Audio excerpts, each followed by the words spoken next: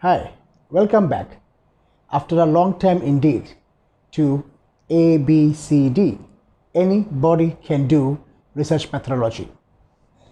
Well, has been a small gap, but indeed I hope all of you are doing well during this pandemic situation, which is still pertaining. Lately I have been getting a few suggestions from a lot of researchers around the world who wanted to know on certain specific topics. Well, I accept all suggestions because the video is for your purpose. Anything that serves you is the purpose of the video. So today I'm going to talk about how to defend a thesis. It could be a thesis at the MSc level by research.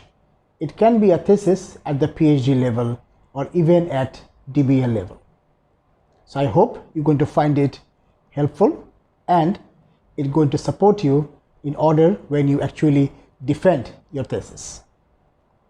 Well, first thing you have to keep in mind that you are defending your thesis. So the word defending means you have to justify. You have to justify within the satisfaction level of your panels, because what you present, the panels are going to ask you questions, and that are the issues which you need to concentrate so that you may be able to justify everything. In my opinion, there's nothing called right or wrong at this level of PhD or DBA thesis. Everything is right, provided you know why you have done that. Of course, if you do certain gross error, that is not right. So keeping in mind the normal things, that everything you have done as per the norm of the research, yes, then you can defend it very confidently. Say for example, when we talk about your thesis of your, say, chapter number 1. So chapter number 1, when we are talking, certain things must be there. Like there should be an introduction of your topic, there should be a background of your topic, there should be, the scope of your work. So there would be a problem statement, there will be a research objectives, research questions, and there will be the formal definitions of the topic you are talking. It has to be there. So when you are defending, you know that what is your actual thing that you are talking about. The first hurdle, and what I feel, is articulation of your problem statement. Now, many researchers here, they do not articulate it well. Well, in order to have a good problem statement, you must have evidence, data, and source, which jives with your title of the thesis. Once you have your problem statement properly there in the thesis, that's the first thing. I'm sure most of the panel may ask you, well, I don't see a problem in your problem statement. So nothing to be nervous. You just try to explain or point out where is the actual problem, which has definitely, as I mentioned, data, should be supported by evidence, and there must be a credible source for it. The next hurdle what I see is framing your objectives and framing your questions. So framing of the objective should be matching with your aspects of the problem statement. Like maybe you can identify something, you can study something, you can investigate something, you can explore something, you can analyze something, you can evaluate something. So the level of objective will be increasing. So that's, we should know the prioritizing our objectives. That's again another thing where the defending needs to be done with justification. Literature review, well, as many of the people commonly say, is the padding chapter. You keep on writing so many things. Well, all this what you write at the end of the day are literature survey. So you need to know there is a difference with a survey and a review. I have my other YouTube video, what is the difference between a literature survey and review. I think please go into it if you are not clear yet. So people wants to see, the panel wants to see you have actually synthesized the literature. You have actually criticized the author to find out the gap in the research. Well, if it is just a research survey, if it is just a literature survey, so you are just saying who have done what. So if everyone have already done everything, what is there for you to do? Nothing. So you must be able to synthesize so that you know where is the gap in the research that you are going to address. That is the second hurdle I think is very important for many students who are defending the thesis. When we go to the research methodology, the third chapter, again, the defending part comes into many ways. All are justifications. What is your unit of analysis? Very important. Who are your respondents? Very important. What sampling technique have you used and why? Why you went for sample, not for census, if the quantities of surveys are very small?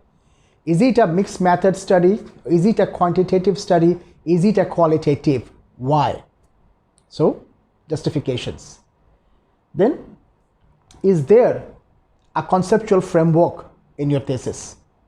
If you are doing a purely qualitative thesis, then you don't need a conceptual framework.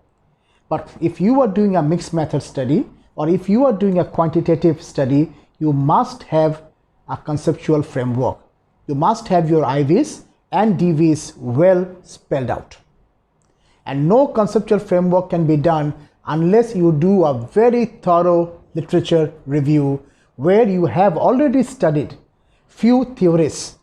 So based on one or two theory as a base, based on that you make up your conceptual framework. So that's another important part to defend. And all the independent variable in your conceptual framework and the dependent variable of your conceptual framework should be tallying with your questionnaire as well. So is it matching? That's another way to defend yourself. As mentioned, unit of analysis, very important. Why you have taken this sample, why you think they are the right respondent is very challenging, but this is how you have to defend. What sampling techniques have you used and why? What epistemology of the research have you followed and why? Justify. So when you justify them, you have a very good research methodology chapter. Then the next hurdle comes your data analysis. You may have used SPSS, then you may have gone on to smart PLS, MOs, structural equation modeling you may do, but you have to justify. It's not that you do everything. You justify why have you done that. All the components of the questionnaire must be reflected on your data analysis and finding. So once you do that, you say why you have done this test, why you have done a Z test, why you have done a T test, why you have done a Whitney test. So why? So everything is on why. So explain, justify. What is your finding? Why the finding is important? What is the range? So something you are doing, say 0.5 to 1 is relevant. Why? Mention that. Just don't say the answer is 0.7, so it's like this. No, why? And compare with a benchmark. So see whether it is worth explaining this. If you are doing an impact study, show the study has impact. If you are doing a correlation study, show in the analysis chapter that you have found out some relationship among the variables. Very important.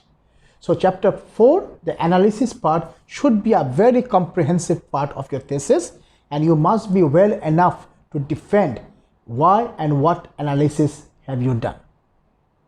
And then, of course, not to forget your data collection. How did you do your data collection? The protocol of data collection should be there in the thesis. And if you are doing a mixed method of study, you must have triangulation done in the analysis. So triangulation is when you have multiple sources of data from different places. So how you triangulate them should be a component if you are doing a mixed method. But if you are doing quantitative or purely qualitative, there's no need for that. Now, once you are doing a mixed method, your data analysis chapter should have the qualitative research data transcriptions. People should be able to see quantitative, then qualitative, then triangulation. So that is the important part of your data analysis and finding. And finally, when we talk about the last chapter, we are talking about a summary, recommendations, and conclusions. So in the summary, you just summarize what have you done. Recommendations. In recommendation, try to make a proper alignment with your research objective number 1. This is my finding, this is my analysis, and this is my recommendation. You know what I mean? So objective number 2, this is my main finding, this is my recommendation. So anyone reading your recommendation is very well able to see that this recommendation is corresponding to that particular objective. So you have the objectives, you have the finding, you have the recommendations. So very clearly spelled out your sets of recommendations. Don't forget about your contribution. The panel may ask you, so what is your contribution? Defend your contribution. The panel may ask you, what is the theoretical implication of the study? You should be able to defend that. So these are the common things that you may be able to be defending in your thesis. Most importantly, it's your work. Don't forget, it's your work. You should know where things are in your thesis. If any of the panel asks you about anything, say your research methodology, so don't go on scribbling the pages to find it out, and don't ask which page are you referring. You should be knowing which page the panel is talking. That means you have been with your thesis throughout and you know ins and out. And don't forget, you are the best in the topic you are researching, because that's your area of concentration and you should be able to defend it confidently. Don't be frightened. Comprehensively defend, but do not argue, please. Do not argue. There are etiquettes in making a defense. Don't argue with the panel. Be polite. Say, okay, I've taken that note, I'm going to update. So don't be aggressive. This is not going to do you anything good. Okay, be submissive but defensive. Defend your thesis properly. When the panel is speaking to you, don't interrupt in between. Let them finish what they are talking. Listen to the question what they are asking, then specifically go to the answer. So I guess if you follow these certain tips, you would do well enough and be successful in defending your thesis. Okay? Well, if you think it was helpful to you, if you think it has given you some insight information, then do like the video, do share the video, and if yet you have not subscribed, please subscribe to the channel. And I'm so glad to inform you today that we are reaching a lot of milestones through this video. Number 1, this is the 80th video of my channel. That itself is a milestone for myself and the channel. And the channel has crossed 13,000 views already. So I'm so much grateful to all of you who have been listening to my thoughts. And also, the channel is approaching its 550 subscribers. So I'm sure a lot more to come in future time. But as of now, it gives me a lot of inspiration to talk, share, and inform you of the things that I have gathered through my experiences and through my knowledge of sharing with people. And I would love this platform to be always there for you in order for you to get some benefits when there's no one to speak with you perhaps on your topic. So anything else if you want to know from me, do comment on the videos so that we can come up with some other version of what you actually need than what I think you need. Okay? So with that note, I sign off here from today. I hope to see you very soon. Until next time, stay well, stay safe, and ciao from me.